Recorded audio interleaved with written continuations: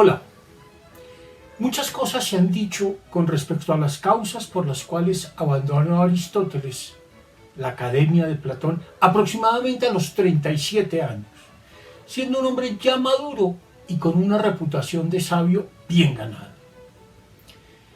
Sin duda, la muerte del maestro fue un motivo fundamental. No estando ya Platón, había pocas razones para permanecer en la academia, más aún cuando ésta había quedado en manos de Espeusipo, el sobrino de Platón, que bien se sabe no era del agrado de Aristóteles. Por supuesto, se pueden aventurar múltiples hipótesis al respecto. Permítanme que proponga esta.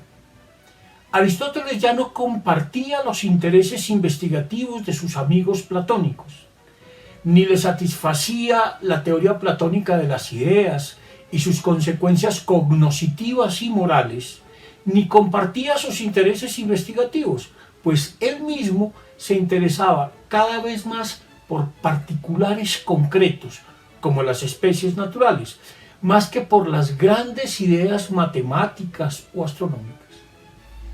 Seguramente era el momento para dedicar su vida a otro género de investigación y para hacerlo en otro lugar muy lejos de Atenas.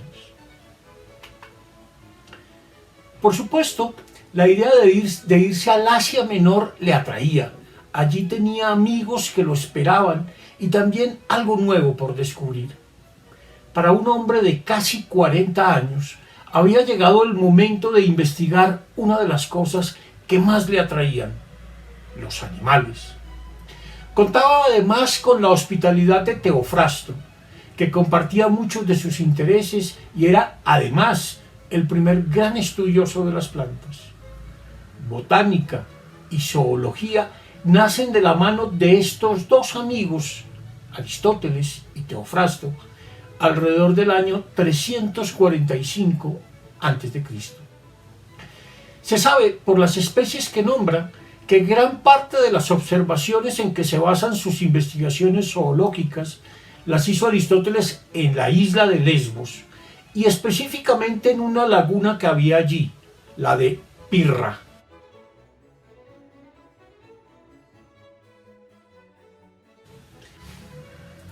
Las investigaciones zoológicas de Aristóteles, más conocidas como Historia de los Animales, contienen información de todo tipo sobre cientos de especies animales, muchas de las cuales se encuentran en los alrededores de esta laguna situada en la isla de Lesbos. Su interés por los estudios biológicos no era nuevo. Provenía de una familia de médicos y como miembro de la academia, Aristóteles había discutido sobre el problema de cómo se debían clasificar las distintas especies animales. Sin embargo, sus estudios sistemáticos sobre los animales solo empezarían por esta época. Aristóteles recopiló muchísimos datos sobre animales y con ellos construyó observaciones e hipótesis que bien pueden considerarse como el origen mismo de la ciencia de la vida. A quienes quieran profundizar en esta idea de Aristóteles como el inventor mismo de la ciencia natural, les recomiendo leer el excelente libro de Armand-Marie Leroy, La Laguna, cómo Aristóteles inventó la ciencia. Se trata de un biólogo contemporáneo que se fascina con Aristóteles y se pone a recorrer el camino que lo llevó a sus descubrimientos.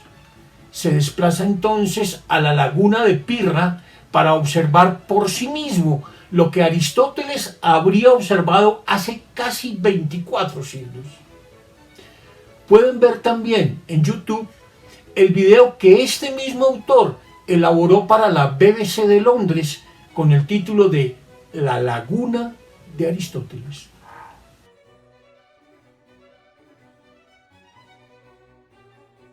Aristóteles investigó los animales no solo por su inmensa curiosidad, sino porque creía que había en ello algo digno de particular aprecio.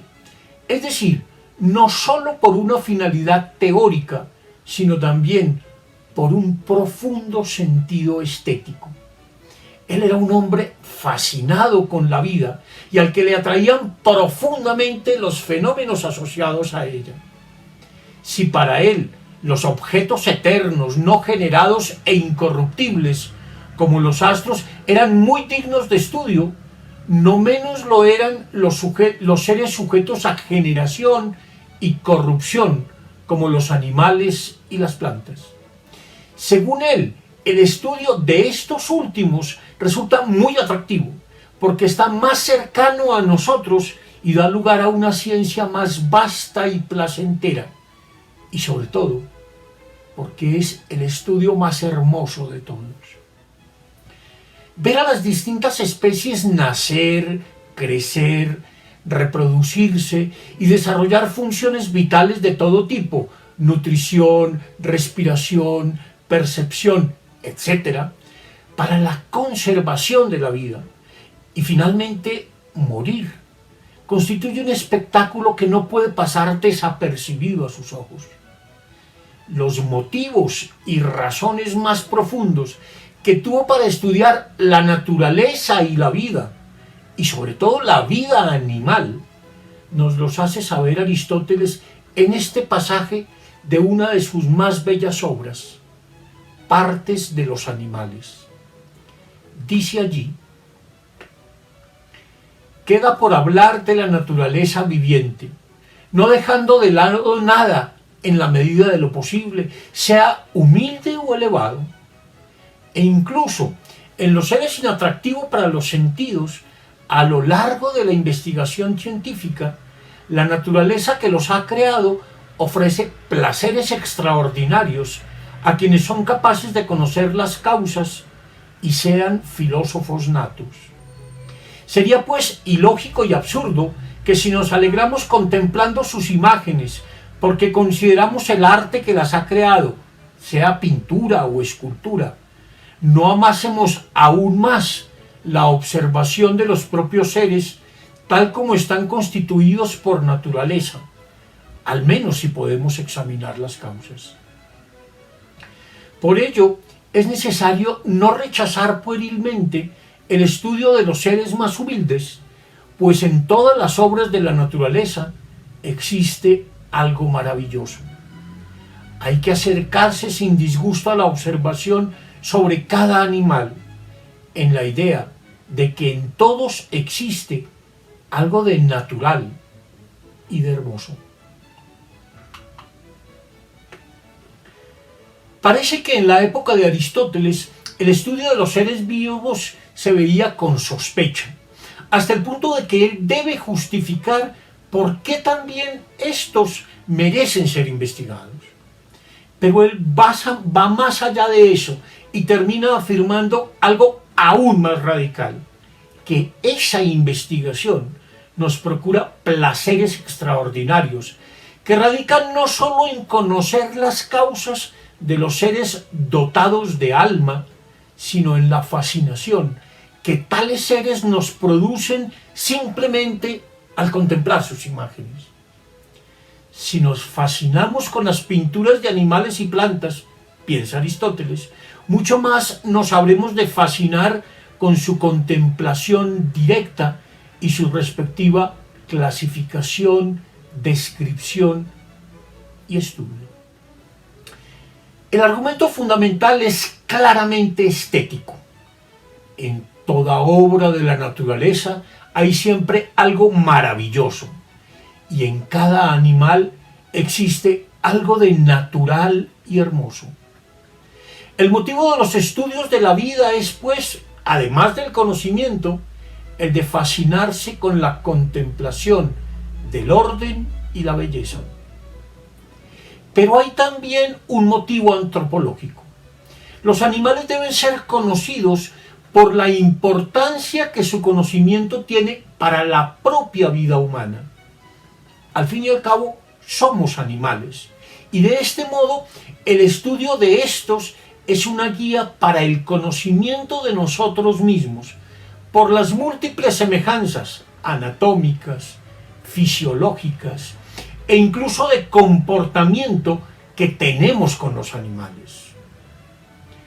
Si alguien considera, dice Aristóteles, que el estudio de los otros animales es despreciable, es preciso que piense también del mismo modo sobre el estudio de sí mismo, pues no es posible ver sin mucho desagrado de qué está constituido el género humano: sangre, carne, huesos, venas y partes semejantes.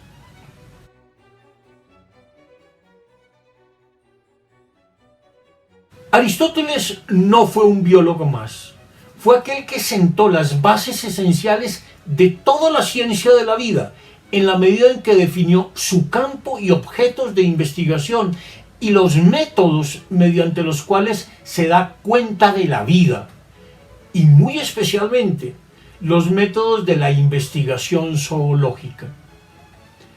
Ahora bien, el campo de investigación que pretende cubrir la biología aristotélica es incluso más amplio que el de los estudios biológicos contemporáneos, y ello se debe sobre todo a su teoría de las cuatro causas.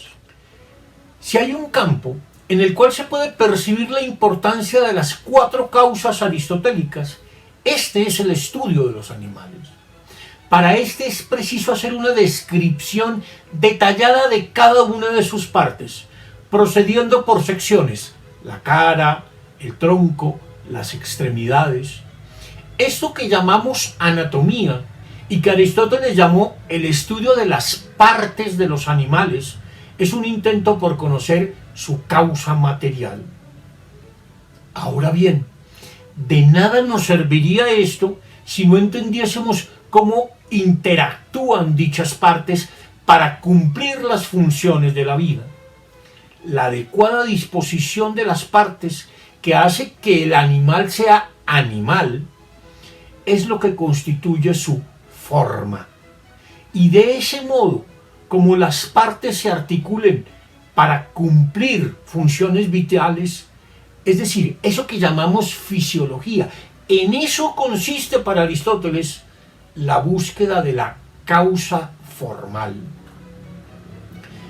Sin embargo, la vida solo la podemos comprender si comprendemos su génesis. Un animal no siempre ha sido el mismo, sino que es algo engendrado y el fruto de la acción de algún agente.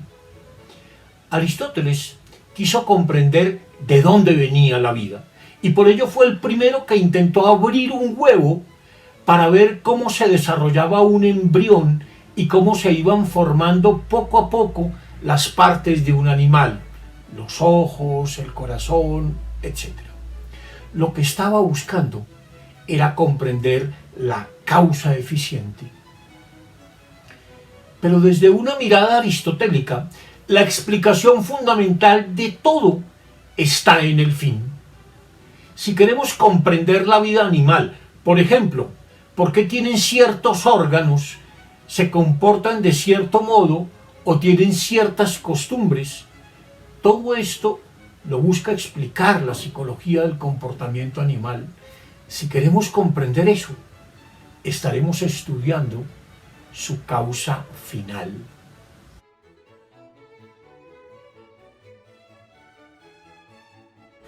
Muchos consideran a Aristóteles el más importante biólogo de todos los tiempos. Sin embargo, la obra biológica de Aristóteles no ha sido objeto de atención en el último tiempo. Para algunos, especialmente biólogos, esto se debe a que está llena de errores teóricos y observacionales. Para otros, especialmente algunos filósofos, a que sus obras biológicas son poco relevantes para su metafísica o su ética.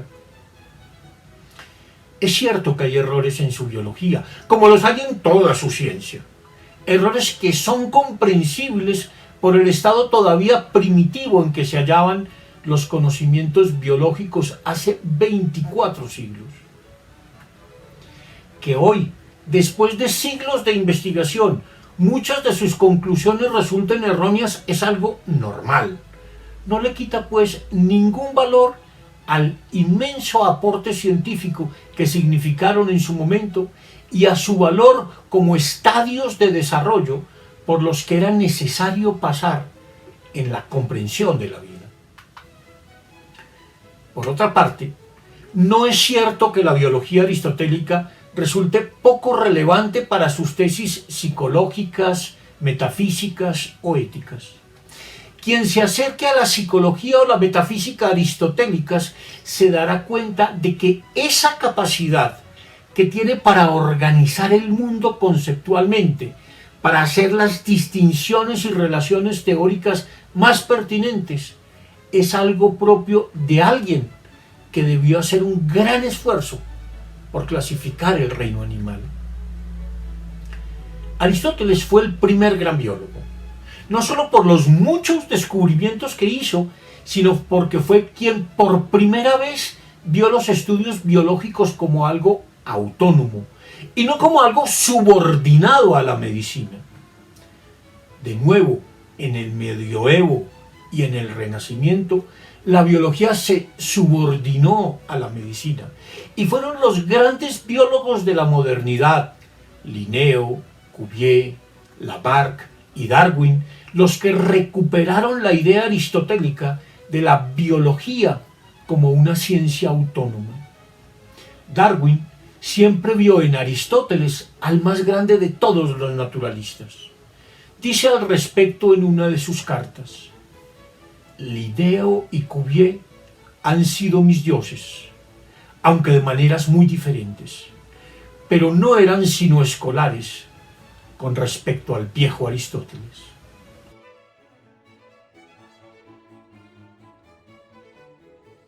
Aristóteles le dedicó muchos años a observar y clasificar los animales, y muchos de sus conceptos lógicos, como los de género y especie, metafísicos, como los de materia y forma, o éticos, como el de acto voluntario, se forjaron en su mente a medida que estudiaba las diversas especies animales.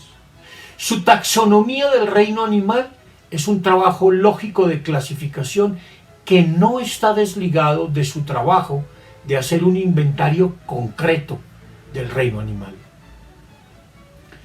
Ya vimos también cómo las nociones de materia y forma están muy ligadas a su intento por comprender las especies animales, pues implica comprender las relaciones funcionales que existen entre las partes de los animales. No menos cierto es que muchas de sus conclusiones éticas tienen una base psicológica, pues obedecen a su manera de comprender el alma como el principio de la vida, y que esa manera de entender el alma lo percibe cualquiera que lea su tratado del alma, obedece a su profundo conocimiento de las plantas y de los animales. No es comprensible, por ejemplo, la noción aristotélica de lo voluntario sin atender a sus estudios sobre el movimiento animal. Si tomamos en cuenta las anteriores consideraciones, debemos concluir que sus textos biológicos, que constituyen casi la cuarta parte de sus escritos, no son tratados independientes de su filosofía.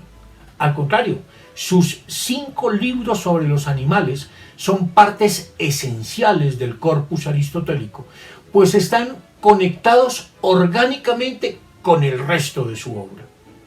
Su comprensión de la vida animal es una clave esencial para comprender su psicología, su ética e incluso su política o su metafísica.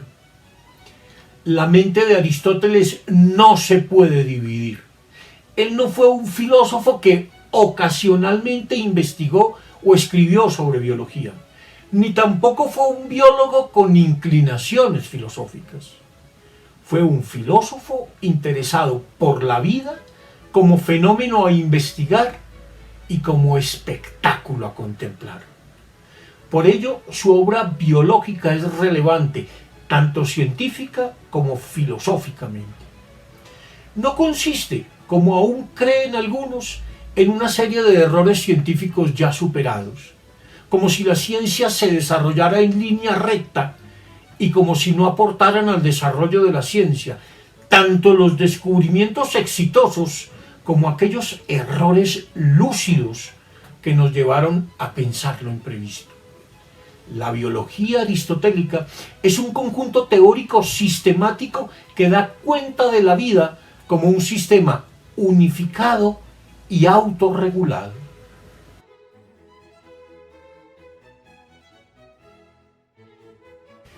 No quisiera concluir esta introducción a la biología aristotélica sin citar un ejemplo particular y específico sobre cómo Aristóteles investigaba los temas que le interesaban.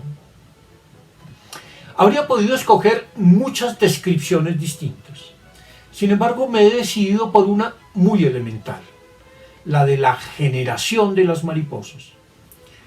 Puesto que mi afán no es apologético, dejo a juicio de cada uno lo que pueda pensar de su descripción, aunque me reservo el derecho a hacer un pequeño comentario final. Los insectos de nombre mariposas nacen de las orugas que se crían en las hojas verdes y sobre todo en las del rábano, que determinados autores llaman berza. Al principio se forma un nuevo ser, más pequeño que un grano de mijo.